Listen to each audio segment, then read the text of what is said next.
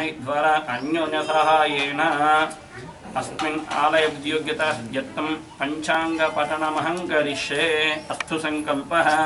संकल्पसिद्धिः निर्विघ्नप्राप्त्यर्थं गणपतिस्मरणं च करिष्ये। गणपति नमस्कारं चेयंడి। वक्रतुण्ड महाकाय कोटि सूर्यसमप्रभा निर्विघ्नम् अविघ्नं कुरु मे देव। सर्वकार्यदा महागणाधिपतये नमः। प्रार्थनापूर्वक नमस्कारान् समर्पयामि। प्रणो देवी सरस्वती भाजेभिर्वाजिनीवती धीनामविच्यतु पंचांगदेवतायै नमः। ध्यायामि ध्यानं समर्पयामि। लं पृथ्वी तत्त्वात्मिकायै धर्मं परिकल्पयामि। अमात्मिकायै धूपं परिकल्पयामि। लं तेजस्तत्त्वात्मिकायै दीपम् अभावे अक्षतां परिकल्पयामि। वम् अमृतत्वात्मिकायै षड्शतोपेत अमृत नैवेद्यं निवेदयामि।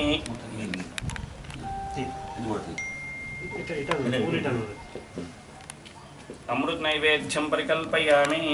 ओं प्राणाय स्वाहा अपानाय स्वाहा ध्यानाय स्वाहा उदानाय स्वाहा समानाय स्वाहा। ब्रह्मणे नमः। अमृत नैवेद्यं निवेदयामि।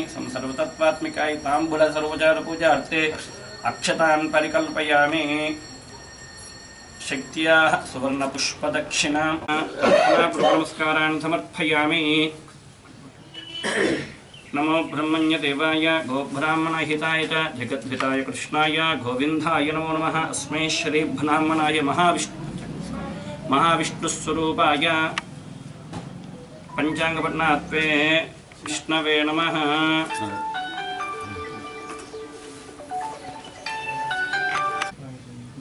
स्वामी शरणं।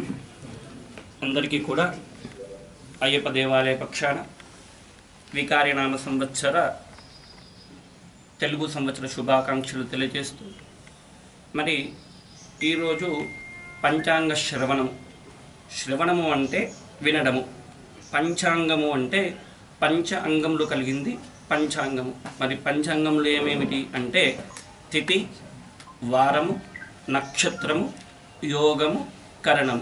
ఈ ఒక ఐదిటి కలిసినటువంటి మిశ్రమమే ఈ యొక్క పంచాంగం. మరి పంచాంగాన్ని ఉగాది రోజున ఎందుకు వినాలి? మన సంక్రాంతి రోజు వినొచ్చు కదా, లేదా దసరా రోజు వినొచ్చు కదా, లేకుంటే దీపావళి రోజు వినొచ్చు కదా అంటే బ్రహ్మదేవుడు ఒకానొక సమయంలో యుగానికి ఆరంభము, ఉగాదికి మారు పేరు యుగాది. అంటే బ్రహ్మదేవుడు చైత్రమాసంలో అమావాస్య తర్వాత ప్రతిపద అంటే చైత్రమాసంలో మొట్టమొదటి రోజుని యుగాన్ని ఆరంభించారని చెప్పి శాస్త్రం చెబుతుంది. అందుకే యుగాది అనేటువంటిది పేరు, దీనికి అసలు పేరు. కానీ కాలక్రమేణా యుగాది పోయి మన పరిభాషలో ఉగాది అనేటువంటి భాష వచ్చింది. మరి యుగానికి ఆరంభం రోజున ఈ యొక్క పంచాంగ శ్రవణం వినడం వల్ల మరి మనకి ఏమి కలుగుతుంది, ఎంతటి పుణ్యం వస్తుంది అంటే వ్యాస మహర్షి చెప్తున్నాడట. ఏమని అంటే శ్రీ కళ్యాణ గుణహం రిపుహం దుస్వప్న దోషాహం గంగా స్నాన విశేష పుణ్యఫలదం గోదాన తుల్యాం రుణాం ఆయుర్వృద్ధికరం కూడా సుఖ సంతోషాలతో ఉంటారని చెప్పి పెద్దలు చెప్తారు. అదేవిధంగా కాశీలో గంగా స్నానం చేస్తే ఎంత పుణ్య ఫలితం వస్తుందో కేవలం ఉగాది రోజున ఒక దేవాలయంలో కానీ లేదా ఇంటిలో కానీ ఒక పండితుని ద్వారా పంచాంగ శ్రవణం వింటే అంతటి గంగా స్నానం చేసేటువంటి పుణ్య ఫలితం వస్తుందట. అదేవిధంగా కాశీలో ఒక గోదానాన్ని, ఆవును ప్రత్యక్ష గోదానం చేస్తే ఎంత ఫలితం వస్తుందో అంతటి మహత్యమైనటువంటి మంచి కలుగుతుందట. అదేవిధంగా ఆయుష్ పెరుగుతుందట, బుద్ధి పెరుగుతుందట, మంచి సంతానం కలుగుతుంది. కలిగేటువంటి సంతానం తల్లిదండ్రులు చెప్పినట్టు వినేటువంటి సంతానము కలుగుతుందట. అదేవిధంగా మనం చేసేటువంటి కర్మల వల్ల మంచి జరుగుతుంది. అంటే కొన్ని కర్మల వల్ల చెడు చేసేటువంటి కర్మలు కూడా ఉంటాయి, కానీ ఆ చెడు కర్మలు కాకుండా మంచి జరిగేటువంటి విధంగా మనకు ఆ యొక్క పంచాంగ శ్రవణం వల్ల అంతటి మంచి సాధనాన్ని అందరిపైన కలిగింపచేస్తారట. మరి ఈ విధంగా ఉగాది ఆరంభమైనటువంటి ఈ ఉగాది రోజున మరి పెద్దలు చెప్పినారు, ప్రభవాది షష్ఠీ సంవత్సరాల మధ్య ప్రభవ సంవత్సరం నుంచి మొదలుకొని 60 సంవత్సరాలు ఉంటాయట. మరి ఒక 60 సంవత్సరాల్లో ఈ సంవత్సరము 33వ సంవత్సరము. ఈ యొక్క సంవత్సరానికి పేరు వికారి. మనము పోయిన సంవత్సరం విలంబినామ సంవత్సరము, ఆలస్యంతో మొదలైంది ఆ సంవత్సరము. మరి ఈ సంవత్సరము వికారి. వికారి అంటే రూపము అసహ్యంగా ఉండేటువంటిది, రూపము మంచి రూపం కాకుండా చెడు రూపం కలిగినటువంటిది, అసహ్యమైనటువంటిది అనేటువంటిది పరిపాద వికారం కలిగినటువంటిది. అంటే మనము పెద్దలు చెప్తుంటారు, ఒక మనిషిని చూడంగానే అబ్బా వాంతి వచ్చేట్టుంది, అసహ్యంలో ఉన్నటువంటి శనేశ్వర భగవానే ఈ సంవత్సరానికి రాజు. మరి ఈ ఇంకొక విశేషం ఏమిటి కదా అంటే ఈ యొక్క యుగాది వికారనామ సంవత్సరం కూడా శనివారం రావడము, మరి ఈ సంవత్సరానికి అధిపతి శనేశ్వరుడు ఉండడము. అంటే వారానికి ఏదైతే అధిపతి ఉందో ఆ అధిపతి సంవత్సరాధిపతి కనుక మరి ఈ సంవత్సరము శనేశ్వరుని యొక్క ప్రభావం ఎక్కువగా ఉంటుంది. మరి శనేశ్వర ప్రభావం ఎక్కువగా ఉంటుందంటే ఏ విధంగా ఉంటుంది అంటే నల్లని పంటలు ఎక్కువగా పండుతాయి. ఇనుముకు ఈ సంవత్సరము ఎక్కువగా గిరాకీ ఉంటుంది. అదేవిధంగా శనేశ్వరుడు ఏ విధమైనటువంటి ఫలితాలు ఇస్తాడు అంటే చెడు ఫలితాలు ఎక్కువగా ఇస్తాడు. సాధారణంగా మనం చూస్తుంటే అష్టమ శని అని, అర్ధాష్టమ శని, ఏల్నాడి శని, జన్మాన శని అని చెప్పి శని ఏదో ఒక రకంగా మనుషులను ఇబ్బంది పెడతాడు. అదేవిధంగా ఈ సంవత్సరం వికారనామ సంవత్సరానికి శనేశ్వరుడు రాజు కనుక ఈ సంవత్సరం అంతా కూడా మంచి కన్నా చెడు ఎక్కువగా కలిగేటువంటి ఫలితాలు ఎక్కువగా ఈ సంవత్సరం కనిపిస్తున్నాయి. ఎందుకంటే పక్క రాజ్యంతో యుద్ధం వచ్చేటువంటి అవకాశం కానివ్వండి, లేదా రాజుల మధ్య మంత్రుల మధ్య సమన్వయ లోపం కానీ, కేంద్రం నుంచి కానీ కేంద్ర రాష్ట్ర ప్రభుత్వాలకు సమన్వయ లోపం కానివ్వండి, ఏ విధంగా చూసినా ఈ సంవత్సరం ఇటు దేశానికి కానీ ఇటు రాష్ట్రానికి కానీ అంత అనుకూలమైనటువంటి కాని సంవత్సరం. ఎందుకంటే శనివారమే పేరే మందవారం. అంటే మనం పెద్దలు చెప్తుంటారు శనివారం మొదలు పెడుతుంటే శనివారం మొదలు పెట్టకుండా పని మెల్లగా జరుగుతుంది కనుక వేరే వారం మొదలు పెట్టు అంటారు. మరి ఈ సంవత్సరం శనివారం మొదలైంది కనుక పేరే మందవారం కనుక ఈ సంవత్సరం అంతా కూడా దేశ పురోగతి కానివ్వండి, రాష్ట్ర పురోగతి కానివ్వండి, కొద్దిగా మందగమనంలో ఉండేటువంటి దుస్థితి ఈ సంవత్సరం ఏర్పడుతుంది. అదేవిధంగా మరి ఈ సంవత్సరానికి మంత్రి సూర్యుడు. సాధారణంగా శని పాపగ్రహము, రవి అంతకన్నా పెద్ద పాపగ్రహము. మరి రాజు మంత్రి కలిసి ఉంటేనే ఏదైనా ఒక మంచి కార్యక్రమం ముందుకు వెళ్తుంది. సాధారణంగా మన దేవాలయం తీసుకుంటే మరి అధ్యక్షునికి, కోశాధికారికి, అధ్యక్షునికి, కార్యదర్శికి సమన్వయ లోపం ఉంటే ఏ కార్యక్రమం ముందుకు తీసుకెళ్తాం. కానీ అధ్యక్షునికి ఒక మాట, కార్యదర్శికి ఒక మాట ఉంటే ఎవరికి వారి యమునా తీరే అన్నట్టుగా ఉంటుంది. అంటే దీనిలో ఎందుకు చెప్తున్నానంటే రాజు ఏమో శని, మంత్రి వచ్చేసరికి రవి. శని రవి బద్ధవైరం, పచ్చగడ్డి వేసేది కూడా రవి కనుక అంటే ఈ సంవత్సరము ఎంత దుర్భిక్షము అంటే ఇటు సైన్యాధిపతి మంత్రి ఇద్దరు సూర్యుడే కనుక అంటే మా రాజ్యాధికారము అధోగతికి అంటే ముఖ్యంగా యుద్ధాలు రావడేందుకు, రాష్ట్రాల మధ్యలో కొట్లాటలు కానివ్వండి, దేశం కానీ కొట్లాటలు కానివ్వందుకు ఈ సంవత్సరం ఎక్కువ అవకాశం ఉంది. మరి సస్యస్యాధిపతి బుధుడు, ఇదొకటి మంచి పరిణామం. ఈ సంవత్సరము కొద్దిగా బుధుడు కనుక, బుధుడు శుభగ్రహం కనుక పంటలు మంచిగా పండుతాయి. ధాన్యాధిపతి చంద్రుడు కనుక ఈ సంవత్సరం తెల్లని ధాన్యం అంటే బియ్యం కానివ్వండి, లేదా అలిశంతలు, లేదా తెల్ల మినుములు, తెల్ల నువ్వులు ఇవి ఎక్కువగా పండేటువంటి అవకాశం ఎక్కువగా ఉంటుంది. అర్ఘ్యాధిపతి కూడా శని కనుక ఈ సంవత్సరము అర్ఘ్యాలు అంటే మేఘాలు ఎక్కువగా ఉంటాయి కానీ వానలు మాత్రము తక్కువగా కురుస్తాయి.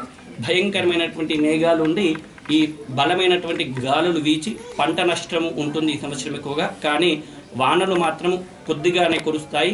ఈ యొక్క వానలు కూడా మరి 10 భాగాలు సముద్రం పైన, 7 భాగాలు పర్వతాలపైన, కేవలము 2 భాగాలు మాత్రమే భూమిపైన కురిసే విధంగా ఈ సంవత్సరం ఉంటుంది కనుక ఈ సంవత్సరము వర్షపాతము సాధారణ వర్షపాతం కన్నా ఇంకా ఎక్కువ లోటుకు వర్షపాతం ఉంటుంది కనుక ఈ సంవత్సరం మళ్ళీ నీటికి కష్టాలు వచ్చేటువంటి గడ్డుకాలం ఈ సంవత్సరం ఉంటుంది.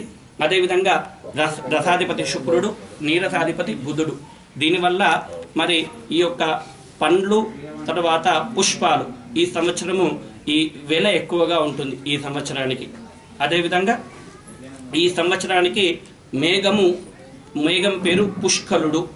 అంటే ఈ యొక్క మేఘాధిపతి శని గనక ఈ పుష్కల అనేటువంటి నామంతో మేఘాలు ఉత్పన్నమవుతాయి. ఆ మేఘాలు ఎటుపక్క వెళ్తాయి అంటే ఈశాన్య దిక్కుకు, అంటే దేశానికి ఈశాన్యం ప్రాంతం ఏదైతే ఉందో కేవలం ఆ ప్రాంతము మాత్రమే సస్యశ్యామలంగా ఉండి మిగతా 7 భాగాలు మరి లోటు వర్షపాతంతో ఉంటాయి కనుక ఈ సంవత్సరం అతి జాగ్రత్తగా ఉండేటువంటి సంవత్సరము. ఇటుపక్క చూసినా, ఇటు రాజుపరంగా చూసినా, ఇటు మంత్రి పరంగా చూసినా, ఇటు ధాన్యాధిపతి రసాధిపతి ఇటు పరంగా చూసినా కూడా కొద్దిగా ఈ సంవత్సరము మనము గత 2 సంవత్సరాలకి కృష్ణానదికి పుష్కరం ఏ విధంగా వచ్చిందో ఈ సంవత్సరము పుష్కర వాహిని అనేటువంటి నదికి పుష్కరుడు అంటే గురు ప్రవేశిస్తున్నాడు కనుక ఈ సంవత్సరం పుష్కర వాహినికి పుష్కరాలు జరుగుతాయి. అదేవిధంగా ఈ సంవత్సరము 2 గ్రహణాలు ఏర్పడుతున్నాయి. ఒకటి సంపూర్ణ చంద్రగ్రహణము, రెండవది సంపూర్ణ సూర్యగ్రహణము. ఈ చంద్రగ్రహణం అనేటువంటిది జూలై 16వ తారీఖు సాయంత్రము 9:38 సంపూర్ణ చంద్రగ్రహణం ఏర్పడుతుంది. ఈ యొక్క గ్రహణము ధనస్సు మకర రాశి వారికి, ముఖ్యంగా ఉత్తరాషాఢ నక్షత్రము మూల నక్షత్రం వారికి ఈ యొక్క సంపూర్ణ చంద్రగ్రహణ ప్రభావం ఉంటుంది. సూర్యగ్రహణము మరి జాతరకు ఒక్కరోజు ముందు డిసెంబర్ 26వ తారీఖున సంపూర్ణ సూర్యగ్రహణం. ఇది కూడా ధనుసు రాశి వారికి ఈ సంవత్సరము గ్రహణ ప్రభావం ఉంటుంది కనుక కొద్దిగా ధనుసు రాశి వారు అదేవిధంగా మకర రాశి వారు ముఖ్యంగా ఈ యొక్క గ్రహణ సమయంలో జాగ్రత్తగా పడాల్సినటువంటి విషయం ఏముంటుంది. అదేవిధంగా మరి ఆదాయ వ్యయాలు చూసుకుంటే మనం ముఖ్యంగా అందరికీ ఇష్టమైనటువంటిది ఆదాయ వ్యయాలు. మరి ఏ రాశి వారికి ఎంత జమ, ఎంత ఖర్చు, ఎంత రాజ్య పూజ్యత, ఎంత అవమానం అనేటువంటి విషయాలు చూసుకున్నట్టయితే ముందుగా వచ్చేటువంటిది మేషరాశి. ఈ యొక్క మేషరాశిలో అశ్విని నక్షత్రం 4 పాదాలు, భరణి నక్షత్రం 4 పాదాలు, కృత్తికా నక్షత్రం మొదటి పాదము. అంటే 9 పాదాలను ఒక రాశిగా విభజించి పెద్దలు నిర్ణయించినారు. ఇవి మేషరాశి కిందికి వస్తాయి. అశ్విని నక్షత్రము, భరణి నక్షత్రము, కృత్తికా నక్షత్రం మొదటి పాదము. దీనికి మేషరాశికి ఆదాయ వ్యయాలు చూసుకున్నట్టయితే ఆదాయం 14, వ్యయం 14, రాజ్య పూజ్యత 3, రాజవమానం 6. జనరల్గా అందరికీ అంటే ఆదాయ వ్యయాల గురించి తెలుసు, కానీ చాలా మందికి రాజ్య పూజి రాజవమానం అంటే జనరల్గా ఎవరికి తెలియదు. అంటే ఎందుకోసము రాజ్య పూజి రాజవమానము అంటే ఇది ఆదాయ వ్యయాలము ఖర్చులకు సంబంధించినటువంటి. రాజపూజి రాజవమానం అనేటువంటిది ఏంటంటే మనిషి యొక్క వ్యవహారిక సంబంధించినటువంటిది. ఒక మనిషి ఈ సంవత్సరంలో ఒక పని అనుకున్నటువంటి పనులు ఏ విధంగా నెరవేరుతాయి, మరి సంఘంలో ఎంత అభిమానం ఉంటుంది, సంఘంలో ఎంత వ్యతిరేకత ఉంటుంది అనేటువంటిది, అనారోగ్యం, ఇవన్నీ రాజపూజి రాజవమానం ద్వారా తెలుస్తాయి. మరి మేషరాశి వారికి ఈ సంవత్సరం రాజ్యపూజి 3, రాజవమానం 6. అంటే వారిని ఇక మీకు అర్థమయ్యేటట్టు చెప్పాలంటే 3 మెచ్చుకుంటే 6 తిడతారు. ఒక పని అయితే 6 చోట్ల అవమానం ఎదురై 6 పనులు ఆగిపోతాయి అన్నట్టు. ముందు చూస్తే 1 అడుగు, వెనుకకి 6 అడుగులు అన్నట్టు విధంగా ఈ సంవత్సరము మేషరాశి వారికి ఉంటుంది. అదేవిధంగా మరి ఈ సంవత్సరము మేషరాశి వారికి కూడా గురుబలం అనేటువంటిది అక్టోబర్ 30 వరకు వీరికి మేషరాశి వారికి అనుకూలంగా లేనట్టు. ఈ సంవత్సరము అక్టోబర్ 30 అయిన తర్వాత గురువు వీరింటికి 9ంట వస్తారు కనుక పోయిన సంవత్సరము ఏ విధంగా ఇబ్బంది పడ్డారో మేషరాశి వారికి ఈ సంవత్సరం అంతటి ఇబ్బంది ఉండదు. అక్టోబర్ 30 తర్వాత నూతన గృహాలకు కానీ లేదా వ్యాపార అభివృద్ధి కానీ లేదా ఇంకేదైనా మంచి పనులు చేయాలనుకుంటే అక్టోబర్ 30 తర్వాత వీరు కొత్త పనులు మొదలుపెట్టేందుకు మంచి సమయము. శని కూడా 9ంట ఉన్నాడు కనుక ఈ సంవత్సరము మరి మేషరాశి వారికి అత్యంత అనుకూలమైన సంవత్సరం అక్టోబర్ 30 తర్వాత. అక్టోబర్ 30 వరకు మాత్రము కొద్దిగా అనుకూలంగా లేదు. వీరికి 8ంట గురువు కనుక అష్ట కష్టాలు పెడతాయి. అనవసరమైనటువంటి ధన వ్యయము. ఏ పని చేసినా కూడా ఇంతకుముందు చెప్పిన విధంగా ముందు 1 అడుగు వేస్తే వెనుకకు 6 అడుగులు వేయాల్సినటువంటి పరిస్థితి అక్టోబర్ 30 వరకు. అక్టోబర్ 30 వరకు ఆచితూచి ఉండి అక్టోబర్ 30 తర్వాత కొత్త పనులు ప్రారంభించడం వల్ల వీరు ఈ సంవత్సరము మరి జయప్రదం అవుతారని చెప్పి ఆశిద్దాం. అదేవిధంగా రాహు కూడా 3ంట ఉండడము అత్యంత విశేషమైనటువంటిది. ఇటుపక్క ఈ సంవత్సరం మేషరాశి వారికి రాహు కానివ్వండి, శని కానివ్వండి, తర్వాత గురువు కానివ్వండి, ఈ 3 గ్రహాలు 4 పాపగ్రహాల్లో 3 గ్రహాలు శుభస్థితిలో ఉండడము అత్యంత శుభ పరిణామము. తర్వాత నెక్స్ట్ వచ్చేటువంటిది వృషభ రాశి. వృషభ రాశి వారికి కృత్తికా నక్షత్రము చివరి 3 పాదాలు, తర్వాత మిథున్ రాశి 4. మిథున్ రాశి వారికి వృషభ రాశి యొక్క కృత్తిక నక్షత్రం 3 పాదాలు, రోహిణి నక్షత్రము 4 పాదాలు, మృగశిర నక్షత్రం మొదటి 2 పాదాలు. ఇవి 9 కలుపుకుంటే వృషభ రాశి, కృత్తికా నక్షత్రము చివరి 3 పాదాలు, రోహిణి నక్షత్రము 4 పాదాలు, మృగశిర నక్షత్రం మొదటి 2 పాదాలు. ఇది కలుపుకుంటే వృషభ రాశి. ఈ వృషభ రాశి వారికి ఆదాయం 8, వ్యయం 8. ఎటు చూసినా సరి సమానమే. తర్వాత రాజ్య పూజ్యత 6, రాజవమానం 6. అన్ని సరి సమానమే. ముందుకు ఎంత పోతారో వెనుక కూడా అంతే వస్తారు కనుక ఎక్కడి వేసిన గొంగడి అక్కడే ఉన్న విధంగా ఉంటుంది. కాకపోతే ఈ సంవత్సరము వీరికి శని అష్టమంలో ఉండడము అత్యంత దురదృష్టమైనటువంటి సంఘటన. మరి చాలా ఇబ్బందులు పెడతాయి, అష్ట కష్టాలు పెడతాడు శని కనుక వృషభ రాశి వారు ఖచ్చితంగా శనేశ్వర ఆరాధన కానివ్వండి లేదా ఆంజనేయ స్వామి ఆరాధన, శివుని ఆరాధన చేయడం వల్ల వృషభ రాశి వారికి కొద్దిగా మేలు కలుగుతుంది. అదేవిధంగా కేవలము వీరికి అక్టోబర్ వరకు మాత్రమే గురుబలం ఉంటుంది. వృషభ రాశి వారికి అక్టోబర్ ఈ సంవత్సరము అత్యంత జాగ్రత్తగా ఉండి శివారాధన కానివ్వండి, శనేశ్వర ఆరాధన కానీ, ఓవా వివు రోహిణి లేదా వేదవతి కానీ, వరుణ్ కానీ, అంటే ఈ వా మీద అక్షరాలు ఉండేటువంటి అన్ని అక్షరాలు కూడా వృషభ రాశి కిందకే వస్తాయి కనుక కొద్దిగా జన్మమైన పేరైన.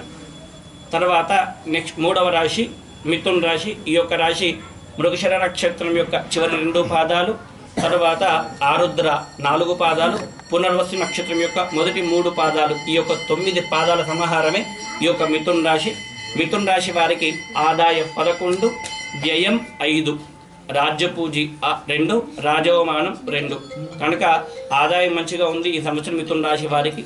గురువు కూడా అక్టోబర్ 30 నుంచి 7 రావడము ఒక మంచి పరిణామం కనుక ఈ సంవత్సరం మిథున రాశి వారికి పోయిన సంవత్సరం కొద్దిగా అనుకూలంగా లేదు, కానీ ఈ సంవత్సరం మాత్రము మిథున రాశి వారికి గురువు 7 ఉండడము అక్టోబర్ 30 తర్వాత ఏదైనా కొత్త కార్యక్రమాలు ప్రారంభించాలన్నా, కొత్త బిజినెస్ ప్రారంభించాలన్నా, లేకుంటే కొత్త ఇంటికి కావాలన్నా, ఈ యొక్క ప్రమోషన్స్ కావాలన్నా కూడా అక్టోబర్ 30 తర్వాత మిథున రాశి వారికి అత్యంత శుభమైనటువంటి పరిణామం. కాకపోతే శని 7 ఉండడం కొద్దిగా అనారోగ్యం పాలవడం, యాక్సిడెంట్లకు అవకాశం ఎక్కువగా ఉంటుంది కనుక మిథున రాశి వారు బండి నడిపే విషయంలో కానీ లేదా ఆర్థికపరమైనటువంటి లావాదేవీల విషయంలో మధ్యవర్తిత్వం పోకుండా ఉండడం వల్ల వారు బాగుపడేందుకు అవకాశం ఉంటుంది. ఏదైనా మధ్యవర్తిని చేసేటప్పుడు మాత్రము ఖచ్చితంగా ఆచితూచి వ్యవహరిస్తేనే వారు బయటపడగలుగుతారు. లేకుంటే అనవసరమైన విషయాల్లో జోక్యం చేసుకోవడం వల్ల వీరికి అరిష్టం కలిగేందుకు అవకాశం ఎక్కువగా ఉంటుంది. ఎందుకంటే శని 7 ఉండడం కనుక అది మంచిది కాదు. అదేవిధంగా రాహు లగ్నంలో ఉండడం కూడా అరిష్టం కనుక 3 గ్రహాలు మంచిగా లేవు. కాకపోతే గురువు మంచిగా ఉన్నాడు కనుక అక్టోబర్ 30 తర్వాత వీరికి ఈ సంవత్సరం అంటే మంచి ఫలితంతో ఈ సంవత్సరం అంతము. రాశి ఈ కర్కాటక రాశి పునర్వసు నక్షత్రం యొక్క 4వ పాదము చివరి పాదము, అదేవిధంగా ఆశ్లేష నక్షత్రము, పుష్యమే నక్షత్రం, ఇవి కలుపున సమాహారమే కర్కాటక రాశి. ఈ కర్కాటక రాశి వారికి ఆదాయం 5, వ్యయం 5, రాజపూజి 5, రాజవమానం 2. వీరికి పోయిన సంవత్సరము గురువు బలం ఉండి అనుకున్నటువంటి అన్ని పనులు కూడా నెరవేర్చుకున్నారు. కానీ ఈ సంవత్సరం అక్టోబర్ 29 వరకు గురువు అలాగే ఉంటుంది కనుక అక్టోబర్ 29 వరకు వీరికి గురుబలం ఉండి తర్వాత అక్టోబర్ 29 తర్వాత గురువు 6కి వెళ్ళిపోతాడు కనుక ఏమన్నా పనులు చేసుకునేటువంటి వాళ్ళు ఉంటే అక్టోబర్ 29 లోపే కొత్త పనులు ప్రారంభించండి. అక్టోబర్ 29 తర్వాత గురువు 8 ఉంటే మనకి అష్ట కష్టాలు, అనవసరమైనటువంటి ఖర్చు, అపకీర్తి ఎక్కువగా ఉంటుంది కనుక జాగ్రత్తగా ఉండండి కర్కాటక రాశి వారు. అక్టోబర్ 29 తర్వాత వీరికి శని 6 ఉన్నాడు కనుక ఏదైనా పని ముఖ్యంగా రాజకీయ పరంగా అత్యంత ముఖ్యమైనటువంటిది కర్కాటక రాశి వారికి. ఎవరైనా రాజకీయ రంగంలో ఉంటే వారికి ఈ సంవత్సరం ఉన్నత పదవులు వచ్చేటువంటి విషయం ఎక్కువగా ఉంటుంది. కేతువు కూడా 6 ఉన్నాడు కనుక కర్కాటక రాశి వారికి అక్టోబర్ 30 వరకు ఏ విధంగా చూసినా, ఇటు గురు పరంగా చూసినా, రాహు పరంగా చూసినా, కేతు పరంగా చూసినా, శని పరంగా చూసినా, ఏ పరంగా చూసినా అక్టోబర్ 30 వరకు అంటే సంవత్సరంలో సగభాగం మంచిగా ఉంటుంది. అక్టోబర్ 30 తర్వాత మళ్ళీ ఉగాది వరకు మిశ్రమంగా ఉంటుంది కనుక అక్టోబర్ 30 తర్వాత కొద్దిగా జాగ్రత్తలు తీసుకుంటే సరిపోతుంది కర్కాటక రాశి వారికి. తర్వాత సింహరాశి. సింహరాశి వారికి ఈ సంవత్సరం ఖర్చు. ఆదాయం 8, వ్యయం 14, రాజ్యపూజి 1, రాజవమానం 5. కొద్దిగా కష్టకాలము ఏదైనా ఉంది అంటే సింహరాశి వారికి. ఈ సింహరాశి వారికి గురువు కూడా ఏమాత్రం కూడా అనుకూలంగా లేదు, శని అనుకూలంగా లేదు, కేతు అంతకన్నా బాగలేడు. ఎటు చూసినా కూడా మరి పచ్చగడ్డి వేస్తే బగ్గుపడేటువంటిది. ముందు చూస్తే నుయ్యి, వెనుక చూస్తే గొయ్యి, ముందుకు పోరాదు, వెనుకకు రారాదు. ఏ పని చూసినా కూడా ఏది మీద వేసుకున్నా కూడా అది ఇబ్బందికరమైనటువంటి పరిస్థితి కనుక ముఖ్యంగా వీరు గురువుకు సంబంధించినటువంటిది అంటే ఒక 5 గురువారాలు శనగలు, బెల్లము దానిని ఇవ్వడం కానీ, లేదా దత్తాత్రేయ పారాయణం చేయడం కానీ, లేదా సుందరాకాండ పారాయణం చేయించుకోవడం వల్ల ఈ యొక్క సింహరాశి వారికి విముక్తి కలిగేందుకు అవకాశం ఎక్కువగా ఉంటుంది కొద్దిగా. ఎందుకంటే 5 కేతు మాంగళ్య దోషము, అదొకటి కొద్దిగా జాగ్రత్తగా ఉండాల్సిన సమయము. అదేవిధంగా గురువు కూడా 5కి వస్తున్నాడు. 5 ఉండడం కూడా అంటే ఉన్న ఆస్తులను అమ్ముకునేటువంటి దుస్థితి కొద్దిగా ఈ సంవత్సరం సింహరాశి వారికి ఉంటుంది కనుక ఆచితూచి మాట్లాడే మాట ప్రతిదీ కూడా జాగ్రత్తగా ఉండాలి. శని 5ంట ఉన్నాడు, గురువు 5ంట ఉన్నాడు, కేతు 5ంట ఉన్నాడు. పంచమ స్థానము మంచిది కాదు కనుక కొద్దిగా శివారాధన లేదా దత్తాత్రేయ స్వామికి సంబంధించినటువంటి ఆరాధన, ఆంజనేయ స్వామికి ఆరాధన చేయడం వల్ల సింహరాశి వారు కొద్దిగా ఉపశమనం పొంది ఈ సంవత్సరము కొద్దిగా బాగుపడేందుకు అవకాశం ఉంటుంది కనుక జాగ్రత్తగా ఈ సంవత్సరం 12 వారికి మరి ఈ సంవత్సరము ఆదాయం 11, వ్యయం 5, రాజపూజ 4, రాజవమానం 5. మరి కన్యారాశి వారికి సంవత్సరం సంపాదన మరి చూసుకున్నట్టయితే వీరికి గురుబలం ఏమాత్రం కూడా లేదు. గురువు అర్ధాష్టములు అంటే 4ంట ఉన్నాడు కనుక అపకీర్తి ఎక్కువగా ఉంటుంది, వృధా ఖర్చు, అనవసరమైనటువంటి విషయాల్లో తలదూర్చడం వల్ల అపకీర్తి ఎక్కువగా వచ్చేందుకు అవకాశం ఉంది. శని కూడా 4ంట వస్తున్నాడు, అర్ధాష్టమ శని ప్రారంభమైంది కనుక ఆరోగ్య విషయంలో ఖచ్చితంగా జాగ్రత్త పడాల్సినటువంటి ఈ దుస్థితి కనుక కన్యారాశి వారికి జాగ్రత్తగా ఉండాలి. అర్ధాష్టమ శని ఉంది కనుక కేవలము రాహు ఒకటే మంచిగున్నాడు ఈ సంవత్సరం. 10ంట రాహు ఉన్నాడు కనుక గృహయోగము ఎక్కువగా ఉంటుంది. కానీ ఇటు గురువు కానీ శని కానీ కేతువు కానీ ఈ 3 గ్రహాలు ఏమాత్రం కూడా మంచి స్థితిలో లేవు. 4ంట ఉన్నాడు, అర్ధాష్టమంలో ఉన్నాడు కనుక బాగా జాగ్రత్తగా ఉండాలి. రాహు ఒకటే బాగున్నాడు. వీరు ఖచ్చితంగా శనివారం శనికి సంబంధించినటువంటి ఆరాధన లేదా ఆంజనేయ స్వామి ఆరాధన, గురువు కోసము దత్తాత్రేయ స్వామి పారాయణము లేదా సుందరాకాండ పారాయణం చేయడం వల్ల కొద్దిగా విముక్తి పొందేందుకు అవకాశం ఉంటుంది కనుక శనిని తప్పించుకోవాలంటే మాత్రం ఈ రాశి వారికి ఆదాయం 8, వ్యయం 8, రాజ్యపూజ్యం 7, రాజవమానం 1. మరి ఈ సంవత్సరము మంచిగా ఉన్నటువంటి రాశుల్లో తులారాశి 1. వీరికి పోయిన సంవత్సరం కూడా గురువు అనుకూలంగా ఉంది, వారి పట్టిందల బంగారం. మరి ఈ సంవత్సరం కూడా అక్టోబర్ 30 వరకు వారికి అదే గురుస్థితి యథావిధిగా కొనసాగుతుంది. కాకపోతే అక్టోబర్ 30 తర్వాత గురువు మారడం వల్ల గురువు 3ంటిగా వస్తాడు. 3ంట రావడం వల్ల అనవసరమైనటువంటి ఖర్చులు పెరిగిపోతాయి.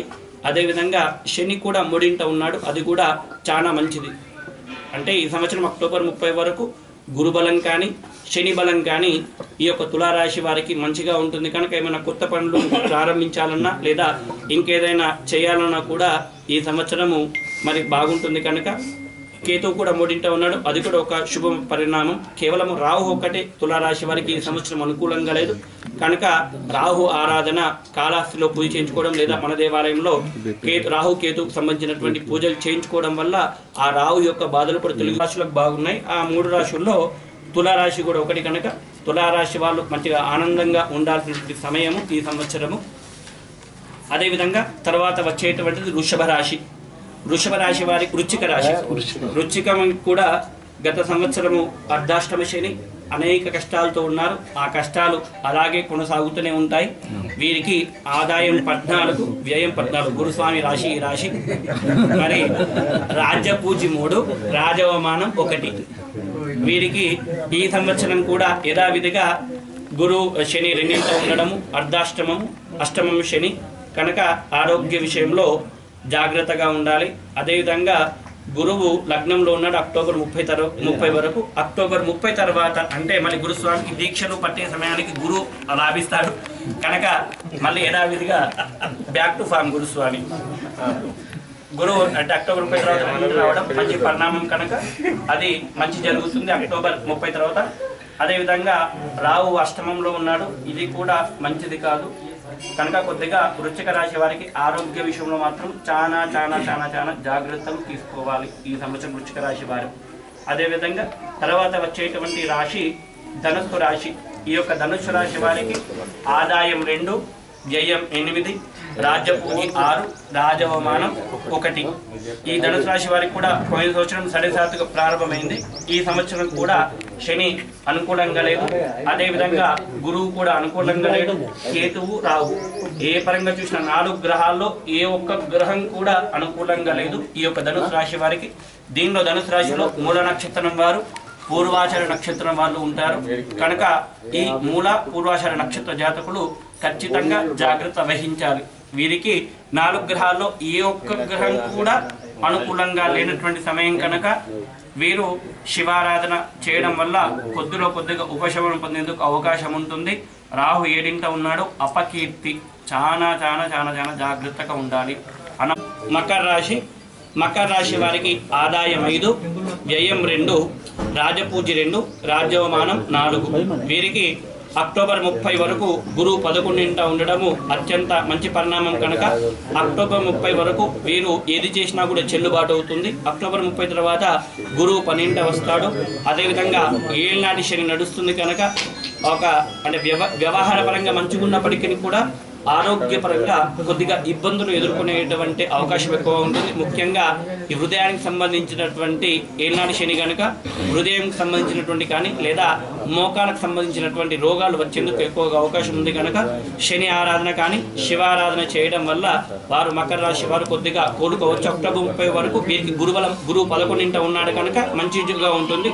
అక్టోబర్ 30 తర్వాత బళ్ళు ఓడలవుతాయి, ఓడలవుతాయి కనుక కొద్దిగా ఇప్పటి వరకు ఉన్నటువంటి మంచి వ్యవస్థ చెడు రూపంలో పోయేందుకు అవకాశం ఉంది కనుక అక్టోబర్ 30 తర్వాత జాగ్రత్తలు తీసుకున్నట్టయితే మరి ముందుకు పోయేందుకు అవకాశం ఉంటుంది. తర్వాత కుంభరాశి ఇంతకుముందు చెప్పిన విధంగా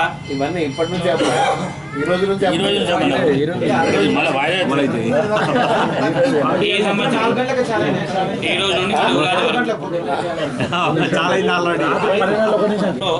ముఖ్యమైనటువంటి రాశి కుంభరాశి.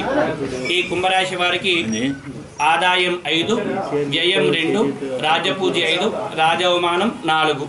మరి వీరికి సంవత్సరం గురువు 11 వస్తున్నాడు కనుక మరి అత్యంత విశేషమైనటువంటి సంవత్సరం. మళ్ళీ కుంభరాశి వారికి ఇంతటి బలం రావాలంటే మళ్ళీ పుష్కర కాలం అంటే 12 సంవత్సరాలు ఆగాలండి కుంభరాశి వారు.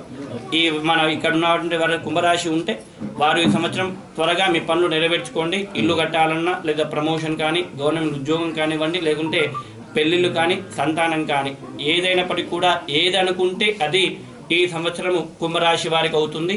ఇవి కుంభరాశి వాళ్ళ వల్ల అందరికి కూడా ఉపయోగపడేటువంటి విధంగా కుంభరాశి వారు ఉంటారు. వీరికి గురువు 11 ఉన్నాడు, శని 11 ఉన్నాడు కనుక వీరు పట్టిందల్లా బంగారమే. దాంట్లో మన సంగయ్య సార్ గారు ఇది వారి కుంభరాశి కనుక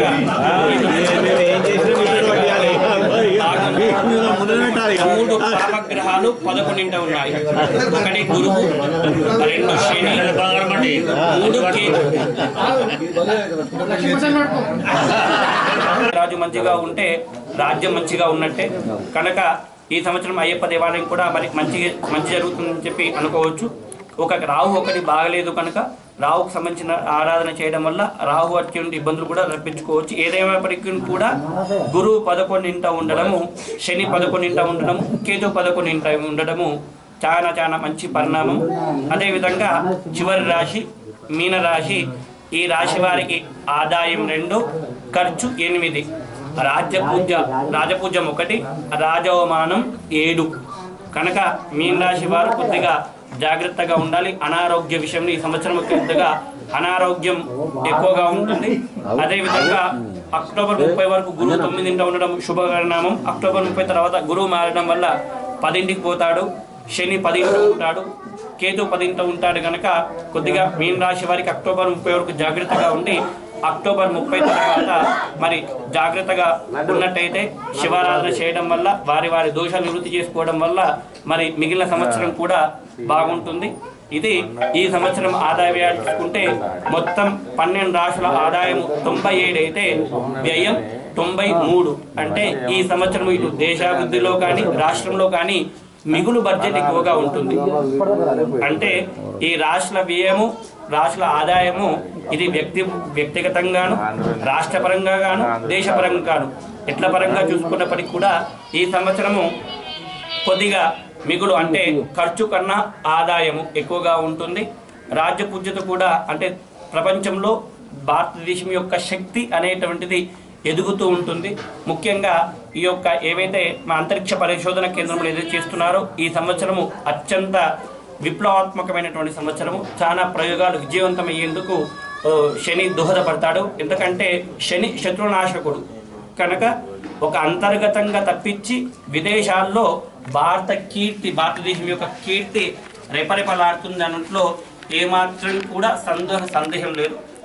ఉన్న ఇబ్బంది అంతా అంతర్గతంగానే కేంద్రంకు రాష్ట్రంకు కానీ రాష్ట్రంకు జిల్లా కానీ జిల్లా నుంచి నియోజకవర్గం కానీ అంతర్గత విభేదాలు మాత్రం ఉంటాయి కానీ బయట పరంగా మాత్రము భారతదేశము దుర్భిక్షంగా కనబడుతుంది కనుక మరి ఈ సంవత్సరం వికారనామ సంవత్సరం ఇంతకుముందు చెప్పిన విధంగా పంచాంగము మరి తిథికి ఏమి ఫలితం వస్తుంది, వారంకి ఏ ఫలితం వస్తుంది అంటే వ్యాస భగవానుడు చెప్పినాట.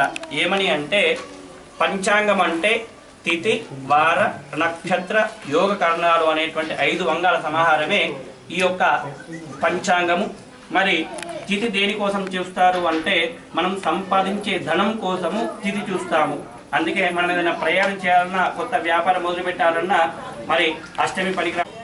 ఈ విధంగా కొన్ని శుభతిథులే ఉంటాయి, కొన్ని శుభతిథులే కొన్ని వీటికి పనికొస్తాయి. కనుక దీర్ఘాయుష్ కోసము వారం అంటే ఆయుష్ పెరగడానికి వారము అంటే, అందుకే మనం గాధవారము ప్రయాణం చేయకూడదు అంటారు, శనివారం రాహుకాలంలో ప్రయాణం చేయకూడదు అంటారు, యమగండంలో ప్రయాణం చేయకూడదు అంటారు.